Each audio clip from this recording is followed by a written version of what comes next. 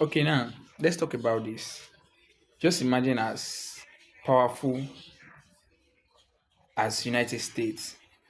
Just imagine all the aircraft carrier, the destroyer that the United States has. But still, they cannot take a 20 miles water body. Not because they are not capable, not because they don't have the militaries, not because they don't have reserve personnel, or not because they cannot take over the water, but the Iran has a secret weapon that the United States are afraid of. I just wanted to listen to this video. This video up here, so that you will know and see the reason why the United States has not been able to to defeat Iran in this war. Just watch. Now let's address the fantasy that many people have. The United States could simply send in its Navy, establish control, and open the strait by force if Iran tried to close it. This idea fundamentally misunderstands what military dominance actually means in the 21st century, and it ignores the specific geography and military doctrine that Iran has spent 4 decades perfecting. The United States Navy was built for blue water warfare. Open ocean battles, carrier strike groups projecting power over vast distances, air superiority, and strategic deterrence. It is extraordinarily good at what it was designed to do. But the Strait of Hormuz is not blue water. It is a shallow, narrow, enclosed body of water, the worst possible environment for a carrier strike group. Aircraft carriers, those floating cities of American power, need space to maneuver. They need depth to avoid being cornered. In the Persian Gulf and the Strait of Hormuz, they become extraordinarily vulnerable. In 2002, the United States military conducted one of the largest and most expensive war simulations in history, the Millennium Challenge 2002. The exercise was designed to test American military dominance against a hypothetical adversary modeled closely on Iran. The enemy commander, retired Marine General Paul Van Riper, employed unconventional tactics, small, fast boats, unexpected attack vectors, swarm warfare. The result? Van Riper's simulated forces sank 16 American naval vessels, including an aircraft carrier, on the first day of combat. The exercise had to be restarted, with Van Riper's forces artificially neutered for the Americans to win. That was 2002.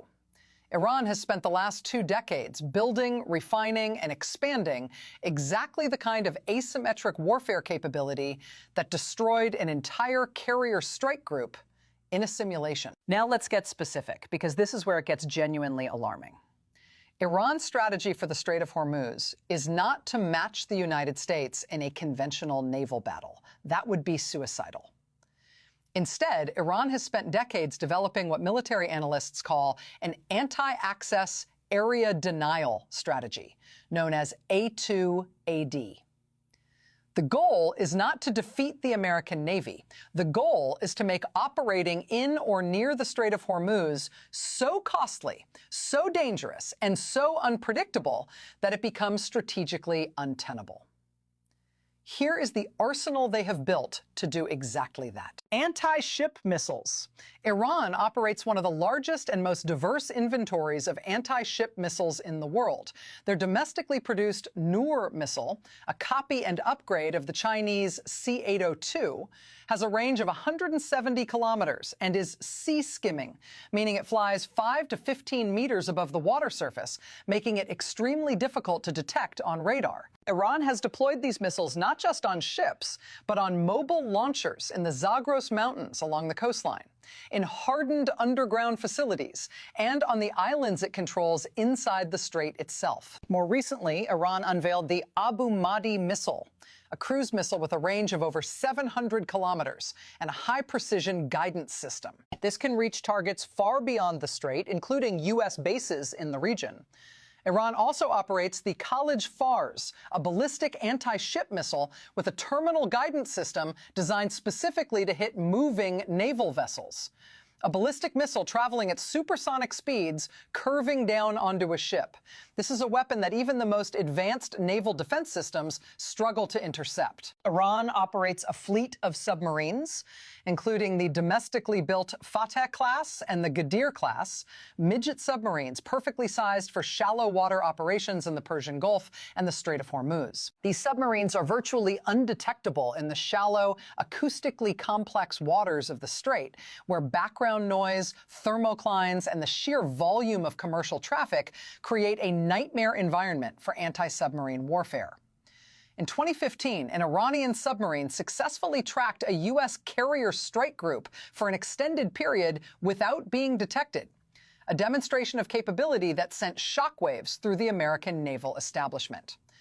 The Islamic Revolutionary Guard Corps Navy, separate from Iran's conventional navy, specializes in exactly the kind of swarm tactics that destroyed Van Riper's fictional fleet in the 2002 war games.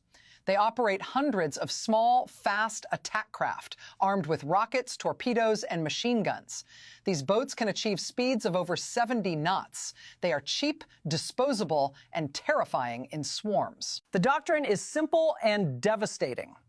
Overwhelm a ship's close-range defense systems by attacking from multiple directions simultaneously with dozens or hundreds of craft.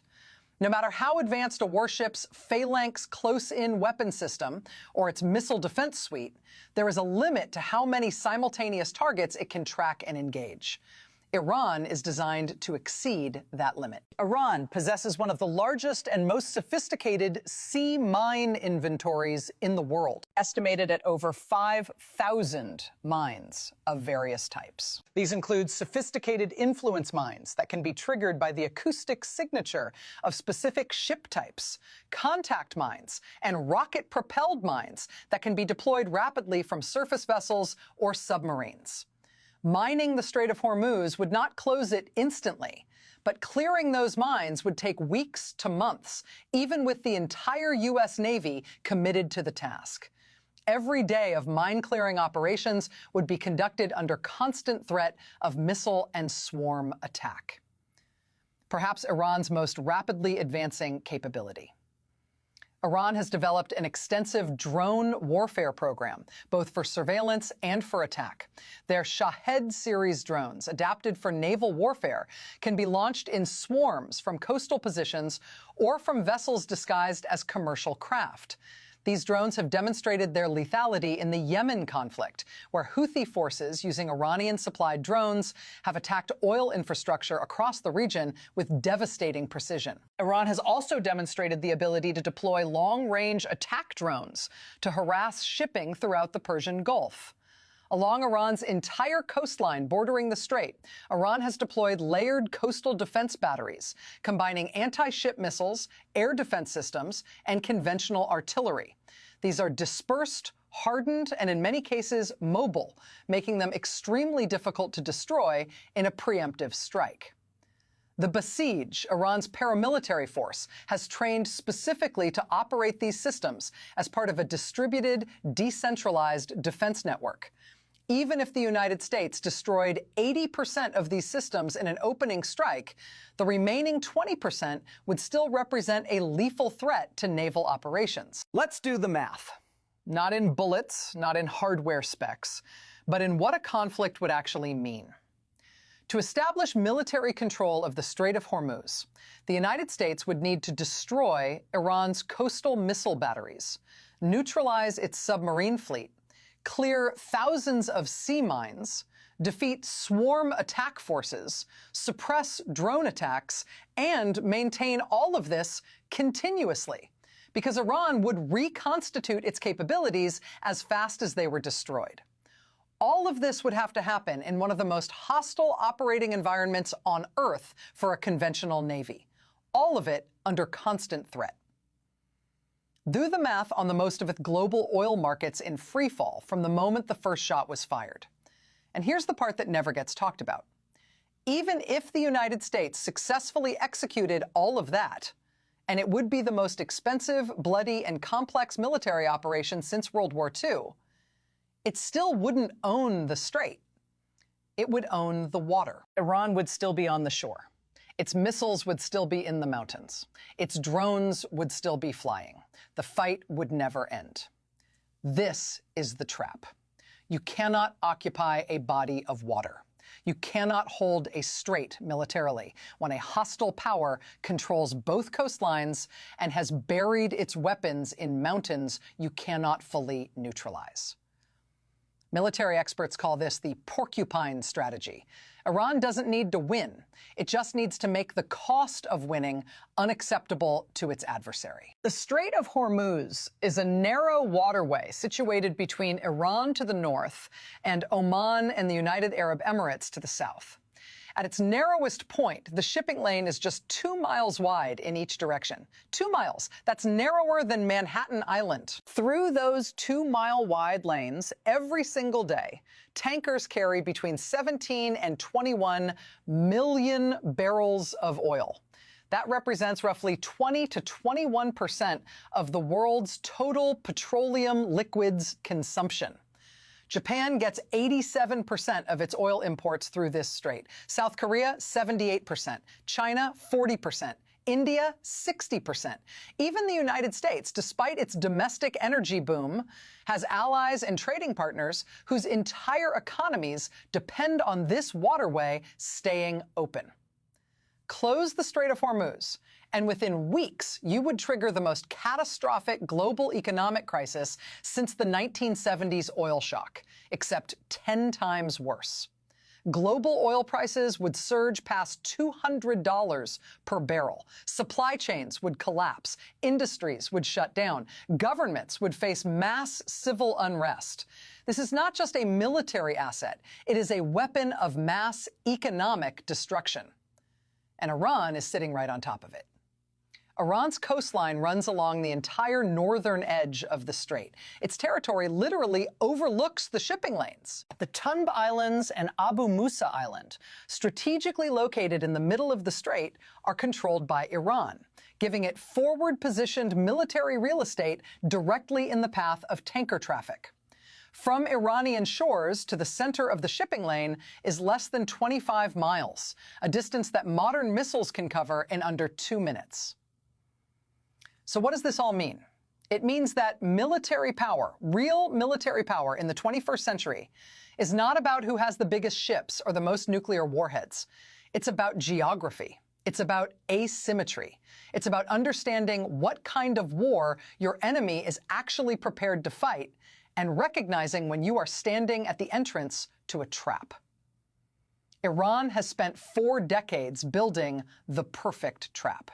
A 21-mile-wide trap lined with missiles, mines, submarines, swarms, and drones. A trap that, if triggered, would not just destroy naval assets, it would destroy the global economy, destabilize every American ally in the Middle East, and hand America's geopolitical rivals the greatest gift they could ever receive.